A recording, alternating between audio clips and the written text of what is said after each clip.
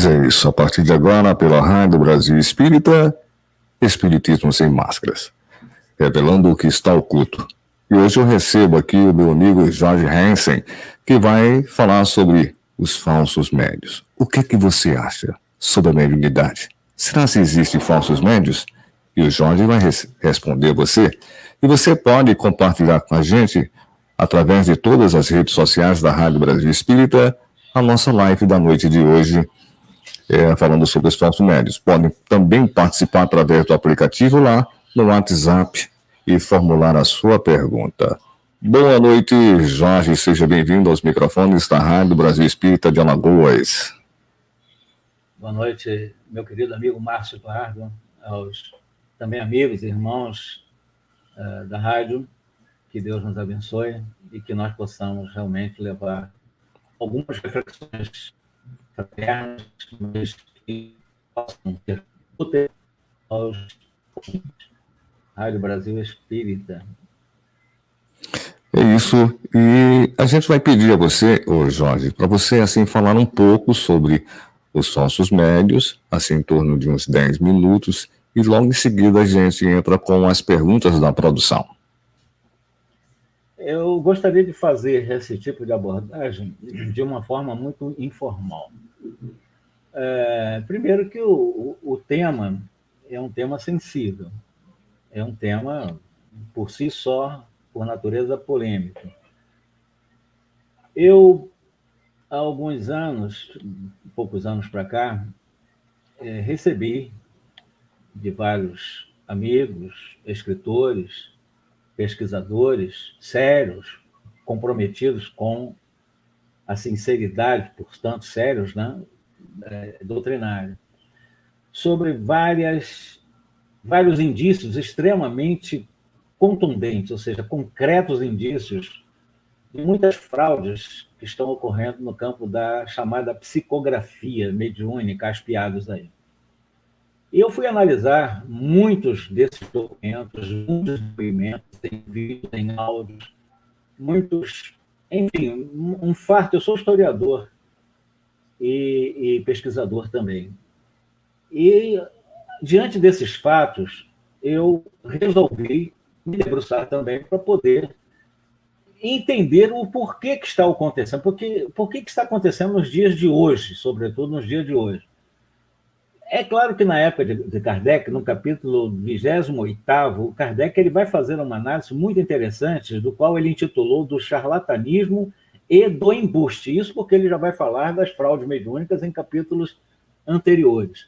Mas ele insiste nesse tema. Ele insistiu, está no Livro dos Médiuns, no 28º capítulo, ele vai falar dos médiuns interesseiros e das fraudes espíritas.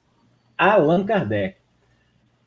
Ele não fez isso aqui de graça, ele estava vivendo um momento, embora um momento muito diferente dos momentos de hoje. Hoje, a possibilidade de cometer fraudes no campo da mediunidade é imensa, né? Primeiro, sobretudo no campo das chamadas cartas consoladoras aspiadas, assim, dos chamados médiuns não comprometidos com a verdade. Porque existem médiuns comprometidos com a verdade, existem médiuns sérios, existem médiuns verdadeiramente honestos no campo da psicografia que entregam cartas verdadeiras. Nós temos que separar o joio do trigo. Como o objetivo aqui é fazer um alerta, na realidade eu estou aqui para ser um veículo de alerta ao movimento espírita, ao movimento não espírita, aos espíritas, aos não espíritas, enfim. Aqueles que ignoram que isso esteja ocorrendo. Não só nos bastidores, mas de público também. A verdade, isso macula demasiadamente a nossa doutrina, porque esses médiuns que estão cometendo o que Allan Kardec chamou de charlatanismos e embuste, eles estão cometendo o que eu chamo de crime lesa a Deus. Por quê?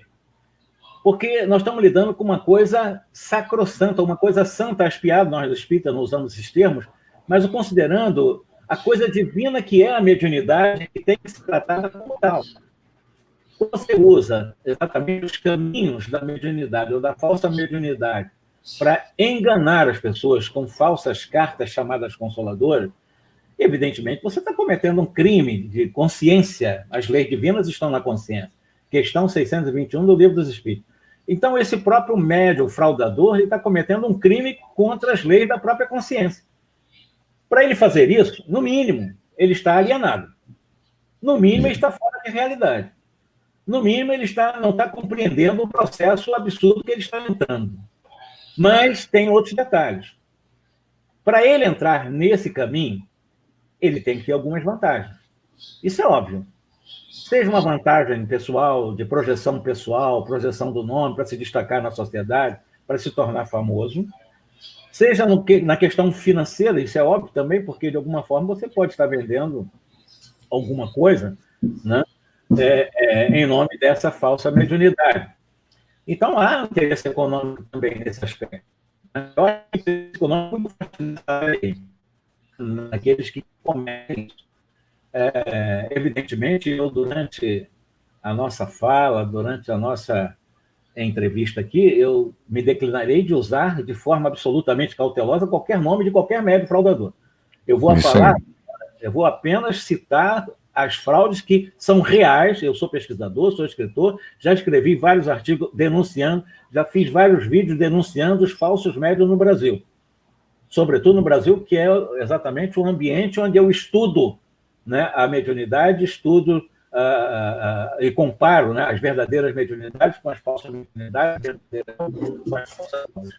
Então, basicamente, é isso, meu irmão, que nós temos feito no Brasil. E eu digo para você, com um certo pesar, que os que cometem esses delitos contra a própria lei da consciência, cometendo a fraude das falsas cartas mediúnicas, eles, em muitos casos, muitos deles, se tornam pessoas, até mesmo para nós que estamos trabalhando com seriedade, até perigosas. Porque muitos deles nos ameaçam. São ameaças diretas, né, de entrar na justiça, porque sofrem danos morais, supostos danos morais, por calúnia, por injúria, eles entram na justiça. E você fica vedado de poder trabalhar exatamente na lei muito clara. Ali não deu nome, não faz isso, porque é um processo para diante. Nós temos que denunciar, sim. Existem falsos médiuns no Brasil. Esses médiuns, muitos deles se projetaram, estão projetando, né, estão fazendo, para mim, um grande malefício ao movimento espírita brasileiro. E eu digo mais, eu não sei por que muitas lideranças dos movimentos federativos não ainda abriram espaço para discutir esse tema de uma forma mais clara. Os movimentos federativos, no meu modo de pensar, eu digo que as lideranças federativas que têm um contato direto com os centros espíritas do Brasil, eles teriam que, no meu modo de pensar, por questão de prudência, pelo menos alertar, né, de que realmente há no Brasil, e aqui é um campo fértil para o charlatanismo, para o embuste, para a fraude, para as mentiras no campo da mediunidade psicográfica. De repente, tu vai no YouTube, ou você vai no Facebook, você vai ver tantas supostas mensagens de gente famosas. Virou uma bagunça, virou a mediunidade da psicografia. Pessoas fornecendo médiums, supostos médiums, fornecendo detalhes que nem Francisco Cândido Xavier oferecia. Número de placas de carro, placas de moto, né, CPF, SIC, endereço, telefone, coisas absurdas, coisas do arco da velha estão correndo no Brasil. E as federativas não estão vendo isso. Se estão cometendo um crime também, isso que eu acho, né, em relação a esse problema. A opção perante a lisura da consciência evangélica é crime também. É isso. Ô Jorge, eu queria fazer aqui uma pergunta para você. Qual é a nossa preocupação, Jorge, com relação aos livros que são psicografados por os médios? Deveríamos ter uma atenção maior, uma preocupação maior com esses livros, porque a gente vê que está tendo pesquisas aí, teve pesquisa no caso da Gênese, a gente fala aí da questão da adulteração. Então, será que não teria algum perigo de alguma pessoa que se diz ser médium psicografar um livro que, de repente, na realidade, não foi ditado por um espírito, e sim por ele, né? E ele colocou lá dentro o nome como de um espírito, quer dizer, a falsa mediunidade. Com a preocupação, como deveria, o que deveria existir na realidade com a publicação desses livros, os cuidados para serem publicados esses livros, o Jorge? Márcio, aqui em Brasília, não estou denunciando nada, estou apenas constatando uma verdade.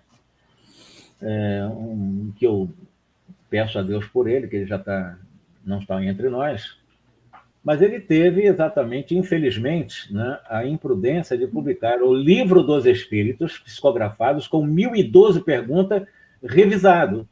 1.012 perguntas, ele revisou todas as perguntas do Kardec, fez novas perguntas com suporte dos espíritos, dando nova resposta para o Livro dos Espíritos. Chegou-se a esse cúmulo, aqui em Brasília. Eu vivo isso aqui perto.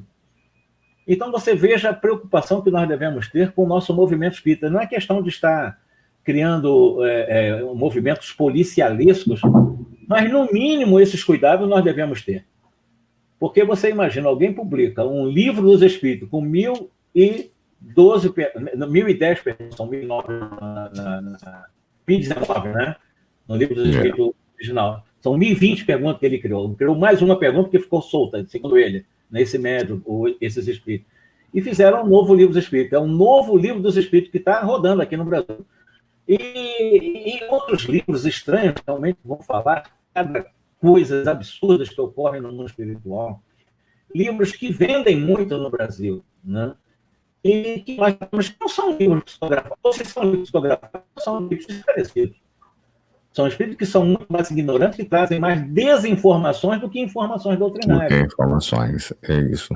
Então, são vários livros que têm que ser colocados, sim, em xeque para as pessoas poderem realmente ir na fonte da melhor informação. E no Brasil, eu acho que um percentual muito grande de livros supostamente psicografados são livros que trazem absolutas desinformações doutrinárias. Absolutas.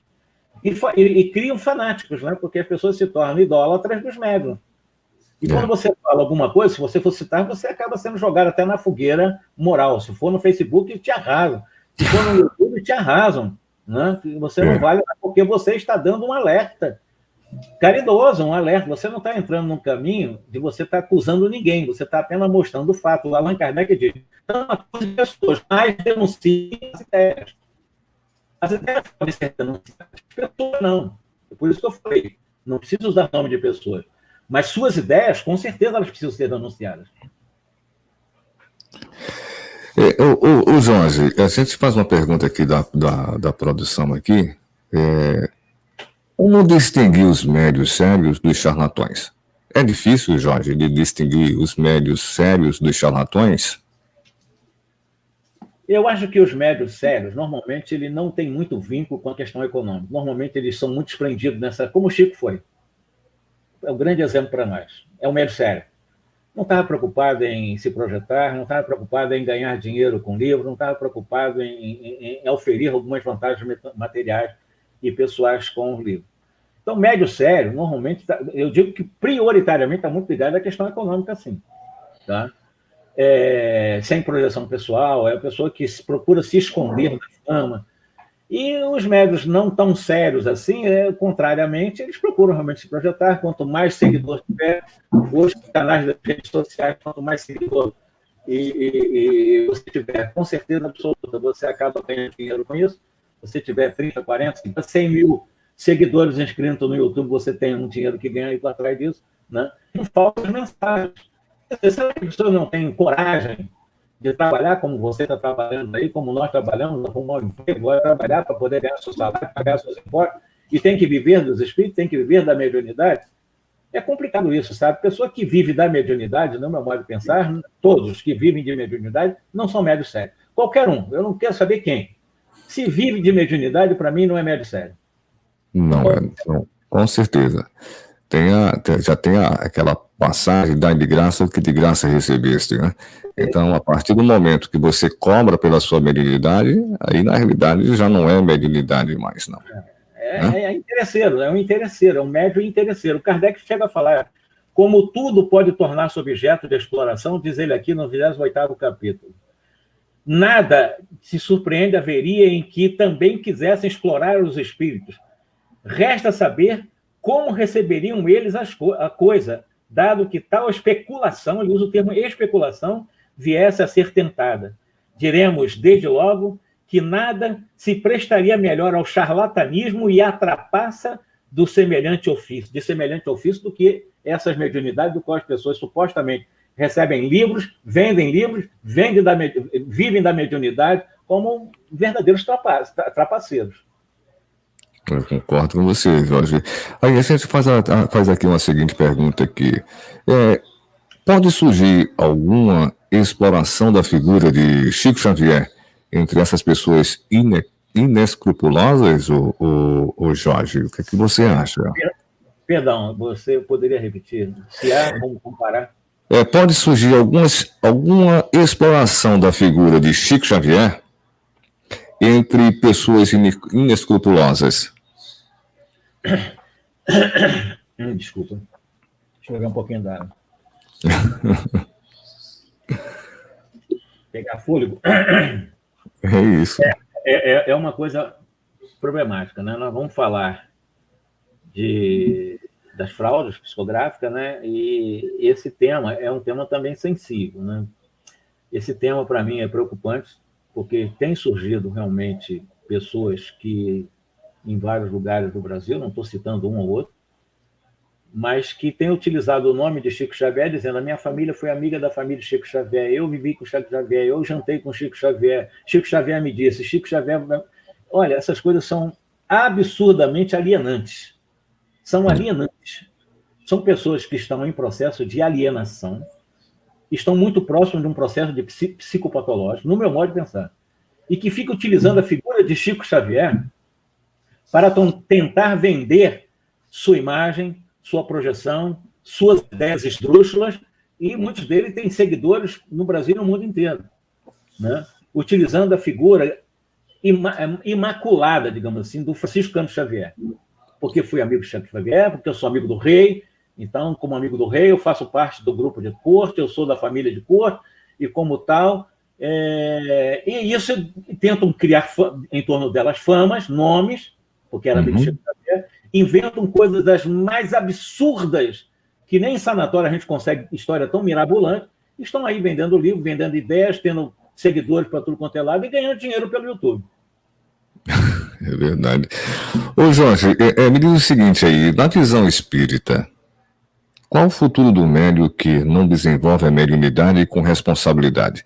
O que é que espera para esse médium? Deus não pune. A espiritualidade não pune. Não acredita em leis. Mas existe uma lei chamada de causa e efeito. Existe uma lei que estabelece para todos nós, dentro da lei de liberdade, que eu tenho a liberdade de fazer o que eu quiser da minha vida. É uma lei de livre-arbítrio. Eu tenho o livre-arbítrio de fazer o que eu quiser, escolher fazer o que quiser da minha vida. Mas eu tenho uma outra lei como guardião prova da minha consciência, que é chamada lei do dever. Eu tenho o dever de cumprir as leis divinas da consciência. Toda vez que eu firo as leis divinas da consciência, eu estou fugindo do dever. Ao fugir do dever na condição de médium, que eu estou utilizando, como disse Jesus, se você errar contra mim, isso vai ser relevado. Mas se você errar contra o Espírito Santo, isso não será relevado. Haverá um agravante nesse processo de responsabilização a esse tipo de crime. Então, a responsabilização daqueles que, por liberdade, escolheram o mau caminho utilizando a mediunidade, evidentemente, dentro da lei de causa e efeito, vai trazer consequências muito desagradáveis para esse médium. Ainda que não tenha caráter punitivo, normalmente traz uma lição dolorosa. E essa lição dolorosa ela pode vir de vários matizes. Dor moral, que está ligado aos processos obsessórios, dor física, doenças, porque você vai atrair para você, você não tem condições de construir energias que possam recuperar as nesgas de toxinas energéticas que você traz em função de estar transgredindo a lei da própria consciência, e, evidentemente, vai te trazer distúrbios neuropsíquicos ou neuromentais, vai trazer problema para essas pessoas. Toda vez que você utiliza de uma forma, com a liberdade, a mediunidade para ferir os ditames das leis divinas, você vai receber uma consequência natural. Repito, mesmo que não seja punitiva, terá o tamanho dessa escolha pela responsabilidade que eu tenho pelo erro. Porque eu tenho a liberdade de fazer o que eu quiser da minha vida, mas sou responsável por tudo que eu escolho fazer. Ou seja, eu posso fazer o que quiser da minha vida, mas eu tenho que estar preparado para o depois. E o depois, quando eu erro, consciente ou inconscientemente, vai trazer uma consequência. E as consequências, eu sempre digo, elas normalmente serão dolorosas. E dor que muita gente transforma em sofrimento. O que é isso? A pessoa passa pela dor, todos nós passamos pela dor. Quem é que não passa pela dor da perda espiada de um parente? Isso traz dor moral. Né? Dor, todo mundo passa por ela.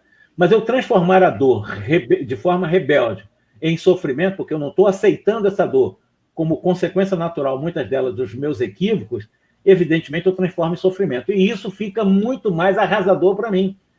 Tem pessoas que tentam até o suicídio em face de um tamanho de erro tão grave, ou então parte para as drogas, para os vícios. Há erros de médiuns que se desequilibram no campo da sexualidade. Pessoas que não trabalham com a fidelidade doméstica, a fidelidade à esposa, a fidelidade ao esposo, né? se descambam por um processo obsessório, que aí vem um processo obsessório. Eu conheço o caso, meu irmão Márcio, não vou contar o nome do ator, mas um grande médium, famoso médium, que entrou em processo de obsessão por causa do dinheiro.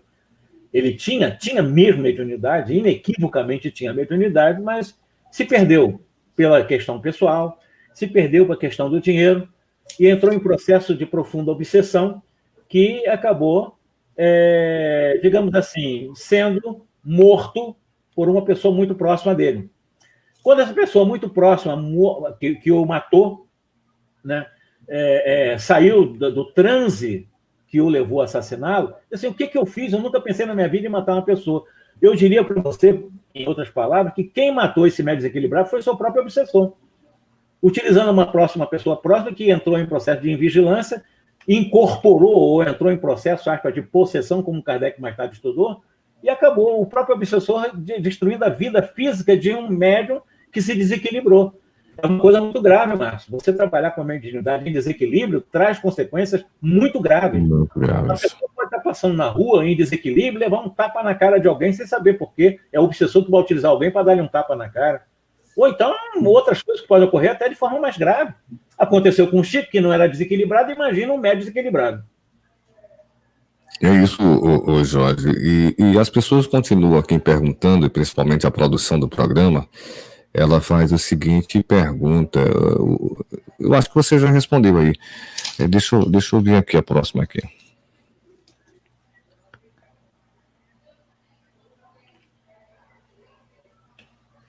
Deixa eu ver aqui.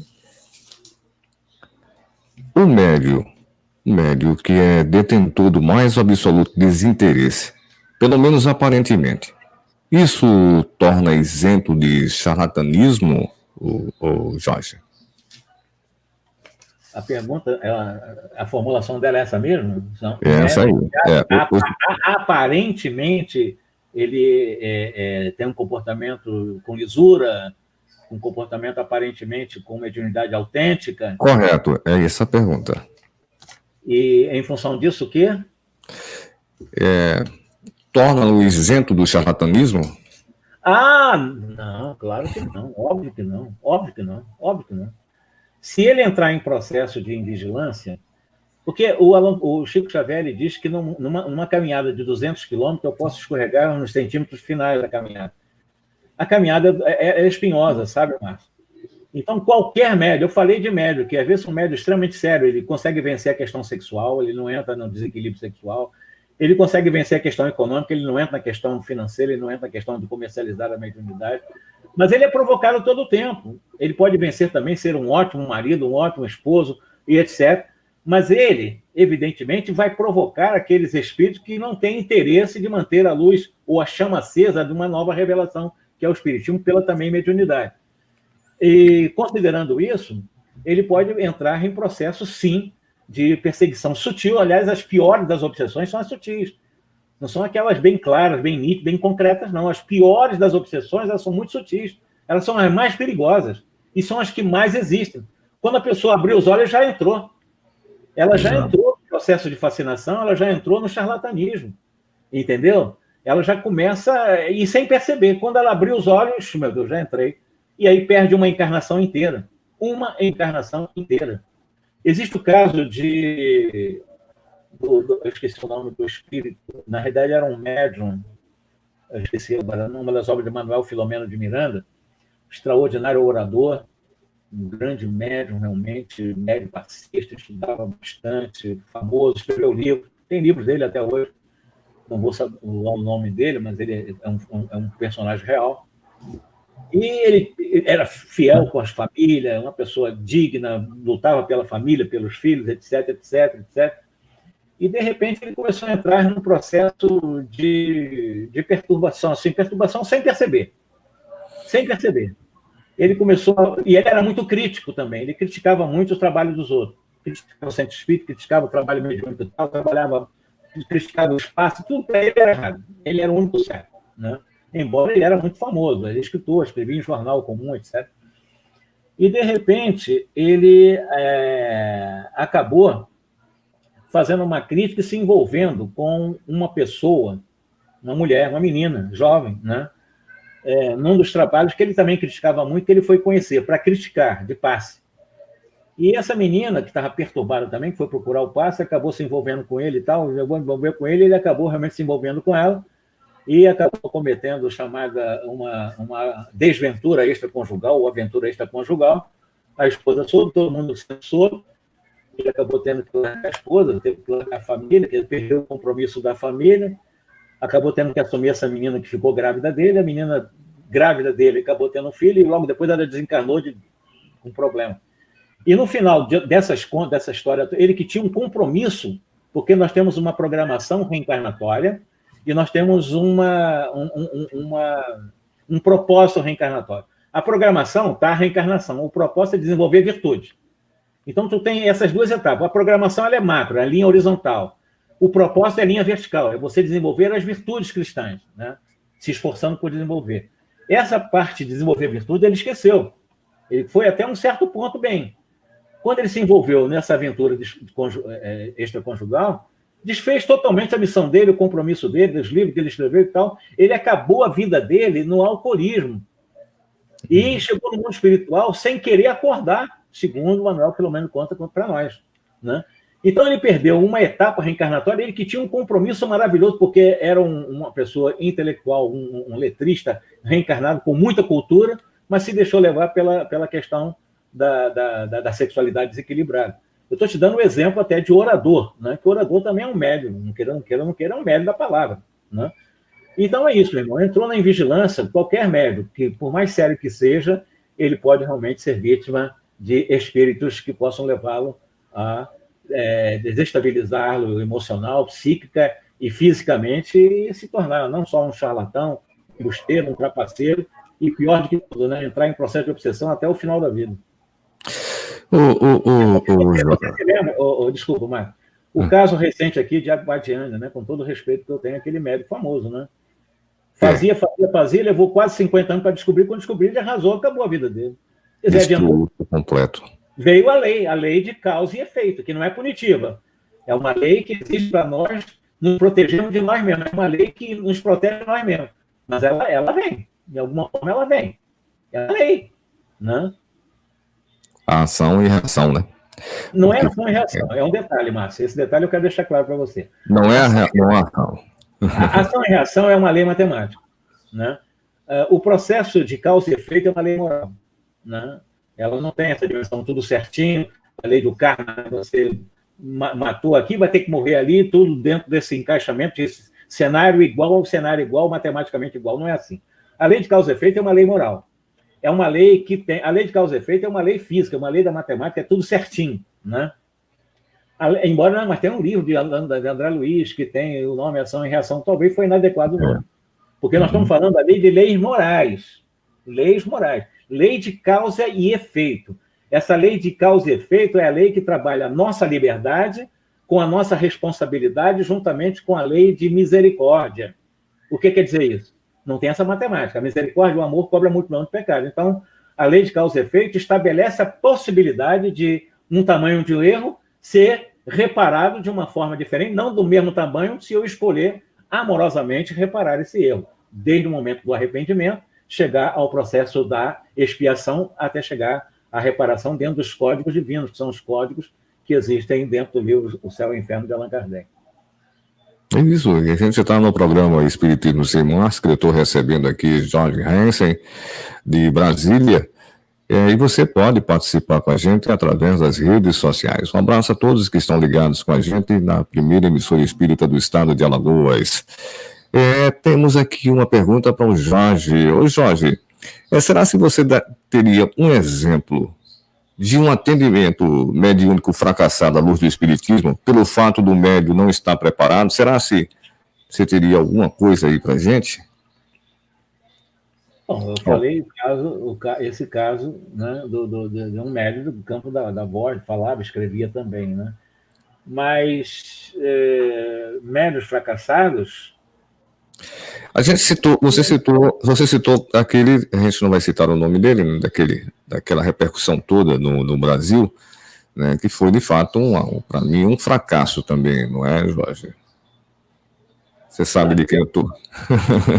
Você sabe de quem eu estou fazendo a referência, né? Que repercutiu nas mídias, né? Pois não, na imprensa, tá. Né? Entendi. Uhum. Aí você diz em relação a isso? Não seria um fracasso, não, desse médium que se preparou tanto, né? Recebeu. Mas será que ele era médium? Será que ele foi preparado? Aí é que a pergunta: seria um falso médium?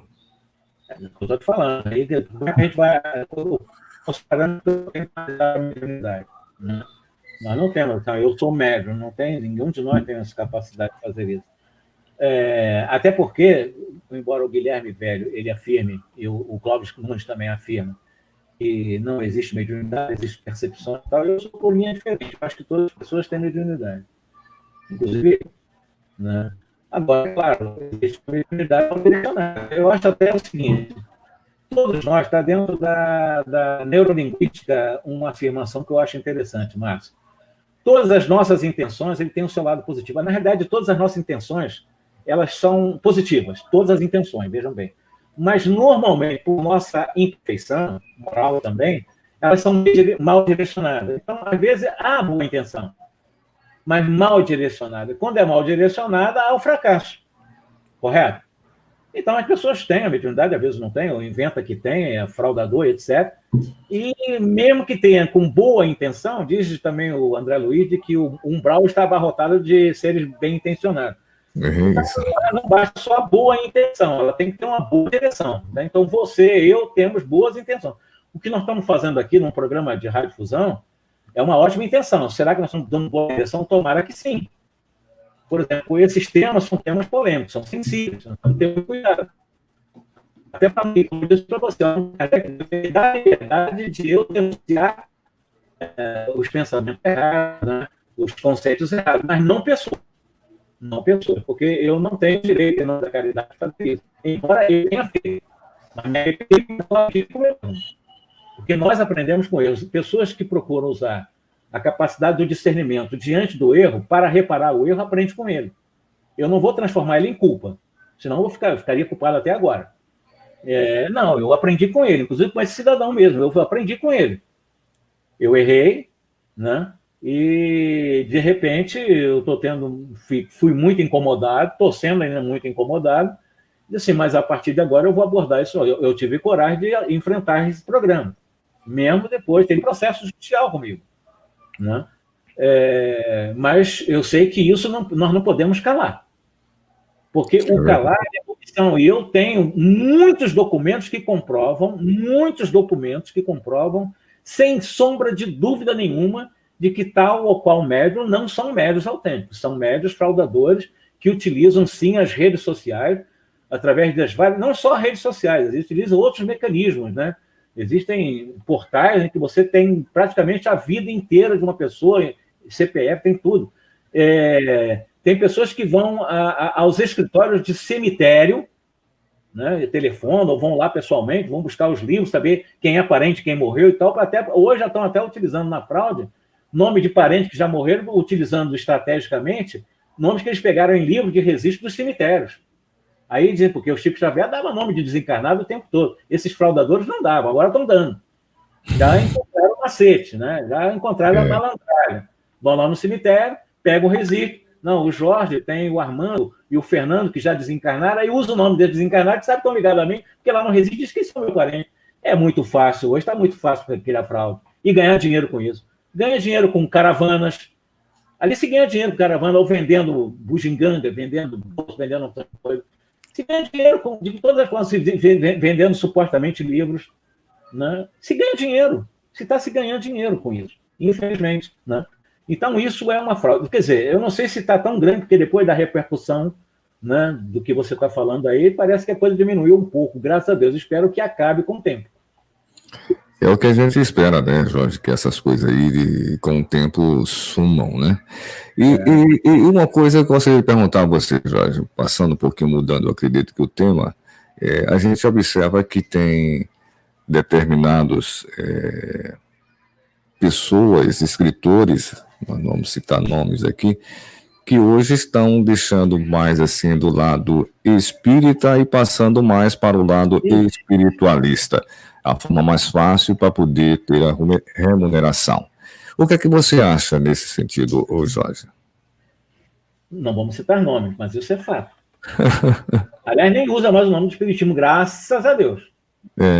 Esses fraudadores médiums também não estão usando o nome do espiritismo. Aliás, até como estratégia, para dizer que estão havendo perseguição religiosa, né?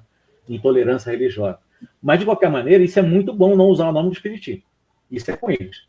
São pessoas, como você falou inicialmente, talvez tivesse, muitos deles, uma grande missão, não sei citar nomes, mas tivessem realmente um grande compromisso de difundir o espiritismo e, de repente, foram absolutamente fascinados, hipnotizados, dominados, totalmente algemados pela questão econômica.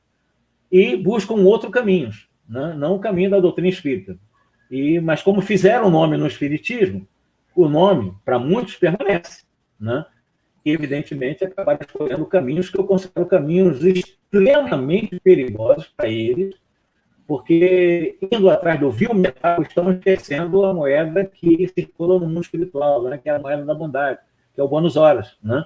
Que é o trabalho honesto, que é o trabalho digno, que é o trabalho de simplicidade, desprendimento.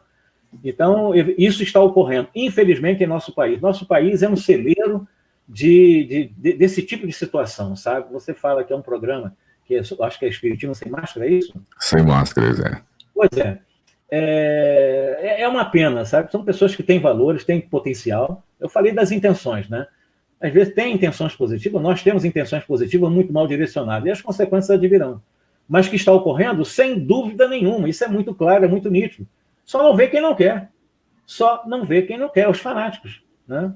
As pessoas fanatizadas, idólatras, né? Que não querem ver, não. O Jorge, que é muito contundente na sua crítica. Não, isso é real, isso é fato. Você não traz uma pergunta dessa de graça, porque você está analisando, isso é fato. E eu não estou aqui para desunir ninguém, eu estou falando em intenções positivas, eu estou dizendo que ninguém é mal intencionado. Eu estou dizendo que as pessoas dão direção errada nas boas intenções. Você entendeu? Então, está ocorrendo sim. Pessoas famosas, e infelizmente, ou felizmente, né, já nem mais usa o nome do espiritismo. Isso é ótimo. É bom não usar o mesmo nome de Kardec, não. É isso, e vamos torcer para que essas pessoas despertem, né, o Jorge, né? Vamos torcer para que aconteça esse despertar. Você tem controle sobre isso? Você tem? Eu tenho. Eu também não tenho. Ninguém tem. Ninguém tem. Nenhum ser humano tem controle sobre outra pessoa. Ninguém tem, não. Não temos controle sobre nem situações. Não temos controle. O que nós temos que fazer, como eu disse, não, eu tenho controle sobre mim, não, eu tenho que ter o domínio sobre mim, nem controle sobre mim, é domínio sobre mim. Reconhece o verdadeiro espírito e verdadeiro cristão pela sua transformação moral e pelo esforço que ele prega para dominar as suas mais tendências. Então eu tenho que ter domínio sobre mim, não preciso nem me controlar, é só me dominar. É criar o autodomínio, entendeu? Aí é um trabalho que eu tenho que ter mesmo. Mas ainda não tem controle sobre mim, mas me dominar, eu tenho que me dominar. Eu não sei se ficou claro aqui. Ficou super claro. Eu queria que você aqui, Jorge, passasse para as pessoas que fazem parte do as reuniões mediúnicas, né? Os médiuns, eu faço parte também da reunião mediúnica há 24 anos, sou um trabalhador da casa também espírita, e qual a orientação que você passaria para os médiuns que estão desenvolvendo a sua mediunidade na casa espírita, nas reuniões mediúnicas? Sim. Primeiro, eu imagino o seguinte: será que existiria uma casa espírita sem mediunidade? Eu estou fazendo uma contra-pergunta. Sim ou não? Não. Uma casa espírita sem mediunidade, eu acredito que possa ser, tem, Jorge. Então tá bom. É uma pergunta que eu gostaria que você respondesse também, que você respondeu bem. Eu acho que uma casa espírita subsiste sem mediunidade. Mediunidade no sentido ostensivo. Tá? A mediunidade, existem várias gradações. Mas essa mediunidade que nós chamamos assim muitas vezes de mediunidade, que a pessoa se perturba porque não vai num grupo mediúnico, se perturba porque não vai para uma desobsessão, e acha que tem que afastar espírito o tempo todo, acha que tem que doutrinar espírito o tempo todo. Os grandes obsessores estão dentro de cada um de nós. Os grandes obsessores estão dentro de nós. As doenças estão dentro de nós. Então, eu primeiro tenho que me preparar muito bem por dentro. Eu tenho que trabalhar muito bem os meus obsessores, que chamam subpersonalidades, são as minhas personalidades de vidas anteriores. São meus verdadeiros obsessores. Olha, eu vou te dar um exemplo, sem nenhum tipo de crítica, mas alguém pode até não gostar do que eu vou falar, comparando como obsessor, que hoje está no mundo muito em voga. Pessoas que não aceitam a atual personalidade, dentro do mundo egóico, assim, do mundo, não aceitam o Jorge como persona. Eu não sou o Jorge, eu estou o Jorge. Mas gosta mais da Maria, que é a subpersona que já viveu, né? Ou da Joana, né? Ou da Fátima. E a Fátima quer assumir, né, essa subpersonalidade, assumir a atual personalidade. Aí o Jorge começa a querer ser Maria, a querer ser a Joana. E fica essa briga, uma verdadeira obsessão interna, inimigos internos. Os verdadeiros inimigos estão dentro de mim. Eu reencarnei para ser o Jorge, eu tenho uma programação reencarnatória. Estou fugindo do assunto, não, eu estou tentando explicar para você que os nossos grandes problemas de mediunidade estão dentro de nós. Os nossos maiores inimigos não são os obsessores que têm que ser doutrinados. Os maiores obsessores estão dentro de nós que precisam ser conciliados ou doutrinados, que são as subpersonalidades que eu já vivi no passado. Os violentos, ou as mulheres, que hoje eu sou homem, mas a mulher quer assumir essas coisas todinhas. Se eu reencarnei na condição de Jorge, eu tenho, dentro da programação, viver na condição de Jorge, num primeiro momento. É uma programação. Não quer dizer que, se eu quiser assumir a subpersonalidade que eu já vivi de Joana, eu esteja cometendo o pior crime do mundo. Mas eu estou ferindo, pelo menos, uma programação do qual eu vim para ser o Jorge. Entendeu? Não estou falando de homossexualismo, não estou condenando nada. Eu estou apenas dizendo uma questão de briga de persona atual e subpersonas, que está acontecendo muito. E tem pessoas que chegam ao cúmulo de não aceitar as condições do Jorge ou da própria condição fisiológica e acaba cedendo, né, para que uma subpersonalidade assuma a atual personalidade, inclusive mutilando o próprio corpo, o que eu acho problemático. É um processo que pode trazer problemas de ordem mental. Eu tenho isso, inclusive, na própria família, não vou dizer que eu não tenho. Eu procuro realmente orientar, mas a liberdade, eu não tenho controle sobre as pessoas, ninguém tem. A pessoa que sabe que sim. Então, falando isso, parece que eu estou falando uma coisa, eu estou tentando explicar o seguinte: mediunidade na casa espírita. Quem é que primeiro tem que ser doutrinado? São as subpersonalidades que em mim ainda existem, que são muito fortes. A atual personalidade é muito influenciada pelas vidas anteriores que eu tive. Não adianta buscar um obsessor fora de mim, quando o obsessor já está dentro de mim, aquele que escolheu os maus caminhos. Então, eu trabalhando esses inimigos internos, me conciliando com ele, com certeza, eu trabalhando na mediunidade, né, com a capacidade de sensibilidade, de trabalhar, de alterar a minha consciência para o bem, através da mediunidade, vai ser muito importante, desde que eu faça esse trabalho interno comigo, num esforço continuado para desenvolver virtude, em que eu possa trabalhar exatamente a atual personalidade com dignidade. Mas, Jorge, você confundiu tudo. Não confundi, não. Eu estou dizendo o seguinte: você quer trabalhar mediunicamente, ao invés de estar recebendo os entes de fora, procure você trabalhar os entes que estão dentro de você. Quais as suas tendências? Quais os seus desejos? Quais as vontades, quais os pensamentos, quais os seus sentimentos que mais são fortes em você? O que você tem que trabalhar em você para você estar num grupo mediúnico com equilíbrio? Porque não vai ser grupo mediúnico nenhum que vai tirar esses conflitos internos que você traz numa encarnação ou de outras encarnações. Então, os conflitos internos não serão retirados ou desconflituados dentro do grupo mediúnico. Agora, é claro, o grupo mediúnico é muito importante quando você já faz esse trabalho. Trabalho consciente de você com você mesmo, se autoacolhendo amorosamente, se autoestimando, aceitando como você é. Isso é importante, você tem que aceitar como você é. Você tem que amar aquilo que você é, né? Aquilo que você está também. Você tem que respeitar isso, é o autorrespeito, é a autoestima, né? Eu chamaria também, dentro desse processo, né, de autoconfiança. Você adquirindo pela autoconfiança, pelo autorrespeito, pela autoaceitação, pela autoestima, pela autoafetuosidade, tudo um trabalho dentro de você, você vai ser um bom médico. Fora disso, com certeza não vai ser trabalho mediúnico de 1000 anos que vão solucionar os conflitos internos que você traz em você. Não é mediunidade que vai resolver. Não, mas resolver os erros dos outros. Como é que eu vou resolver o problema dos outros se eu não resolvi o meu? Ninguém dá o que não tem. Não adianta você querer doutrinar o espírito para sair da obsessão. Se o obsessor está dentro de você, ninguém consegue doutrinar ninguém se não se doutrinar. O que Jesus falou? Amar ao próximo como a si mesmo, amando a Deus supremamente. Mas como é que está Deus? Fora de mim? Deus está dentro de mim, na sua onipresença, através das leis da consciência, ou na minha própria consciência. Então, esse Deus, que são as suas leis, que estão em mim, elas precisam ser amadas, amando Deus através das suas leis. E, consequentemente, eu vou amando as leis da consciência, eu estou me amando também. E me amando, eu vou projetar nos outros o amor que eu já tenho em mim. Então, eu tenho que dar. Agora, adianta você dizer que ama os outros apenas alimentando o seu ego, é um pseudo-amor, não é um amor verdadeiro. Você sequer se ama. Então, você não dá para espírito obsessor aquilo que você não tem para dar para você. Não sei se fui claro. Foi claro, totalmente claro. Isso serve para tudo. Doutrinação não é doutrinação. Quando você trabalha com os espíritos, você faz um trabalho terapêutico, é um processo psicoterapêutico. Você tem que fazer os espíritos fazer essa viagem também. Entendeu? Não é tirar o obsessor, é fazer com que ele se sinta como ele próprio ser o obsessor dele. Ele não é obsessor de ninguém, é ele que persegue ele mesmo. E quem está com a gente no chat do YouTube é Liz Patrícia, é um ouvinte, e ela faz a seguinte pergunta, Jorge. Eu não sei se você já respondeu, mas como ela entrou agora, Liz, a gente vai lá. Como identificar se realmente o médium é falso? Como identificar se um médium mesmo é falso? É muito difícil, não é muito difícil saber que o médium...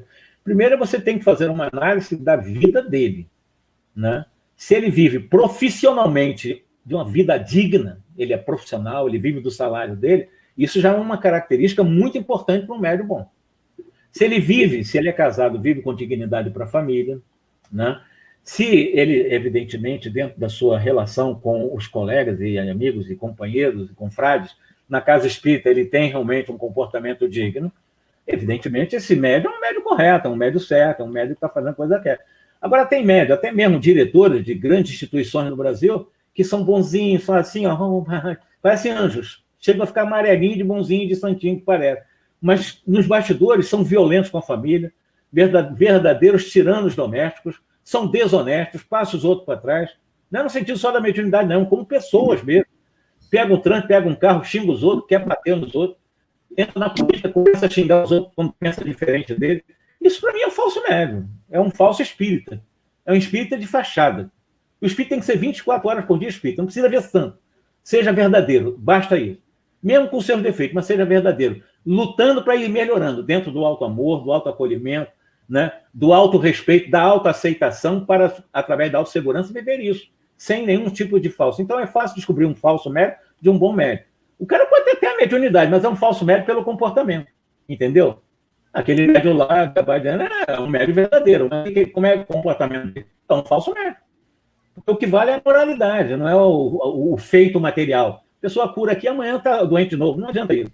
O que vale é o exemplo que arrasta, é o exemplo que contamina. Nós nunca mais haveremos de esquecer o exemplo de Francisco Cândido Xavier. Eu diria que também, boa parte, eu respeito, outros até não aceito, mas eu gosto muito do Divaldo Franco, ele faz um trabalho extraordinário. queira uns ou não queiram outros, eu acho que faz um trabalho extraordinário. Está com 93 anos e dignamente, vivendo de uma forma digna, eu acho. É isso, Jorge, nós temos 22 horas e 58 minutos aqui pela Rádio Brasil Espírita. Já estamos chegando próximo do encerramento do nosso programa, o Espiritismo Sem Máscara, e a gente tem a alegria de receber o Jorge Hansen aqui de Brasília, fazendo parte com a gente do segundo programa Espiritismo Sem Máscaras. Jorge, eu queria pedir aqui a você agora, primeiro a minha alegria de receber você na Rádio Brasil Espírita de Alagoas, e pedir a você as considerações finais para que a gente possa fechar essa entrevista da noite de hoje. Momento de muita alegria para todos nós. Eu peço aos seus amigos espirituais que estão te levando a fazer nesse labor que para mim é muito espinhoso. Eu disse desde o começo, o trabalho que você vai enfrentar não é um trabalho, é um caminho pedregoso, né? O próprio título já mostra que é um título, não é fácil. Eu vi que eu falei, aberto sem medo e tal, mas procurei usar, né, enfim. Eu diria para você o seguinte, com palavras finais. Eu não te conhecia, estou conhecendo agora. Aliás, te conheci hoje através de um outro amigo que te conhece, né? É claro que eu procurei saber quem era o Márcio. E ótimas informações sobre você. Eu também sou amigo, pelo menos, do Paulo, já comecei com o Paulo várias vezes, Paulo Henrique, né? Eu diria para você o seguinte, que Deus, nosso Criador, que através das suas leis se faz presente na sua consciência, te faça realmente esse arauto, esse mensageiro, esse intermediário, você disse que radialista, para poder ter esse meio de campo, para que realmente as pessoas, ao estarem aqui, utilizando de forma digna os microfones da rádio, possam trazer mensagens, não para dividir, mas que possam ser mensagens que sejam verdadeiros alertas. Esse é o objetivo do programa, né? Não é para brigar com ninguém, apenas alerta para que, pelo menos, as pessoas alertadas elas não incorram nos erros que os outros ainda não alertados estão incorrendo.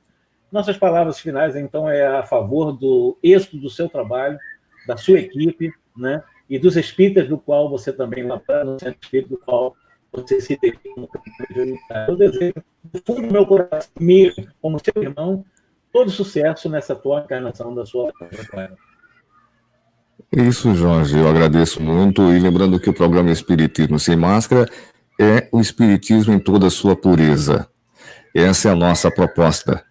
Nada de polêmica, mas sim mostrar o Espiritismo em toda a sua pureza. Essa é a proposta do programa Espiritismo Sem Máscara, revelando o que está oculto. Eu recebi Jorge Hansen, a gente retorna daqui a 15 dias, o programa é quinzenal, e para a semana será anunciado o novo programa, um novo tema. Beijo no coração de todos e continuem com a Rádio Brasil Espírita de Alagoas.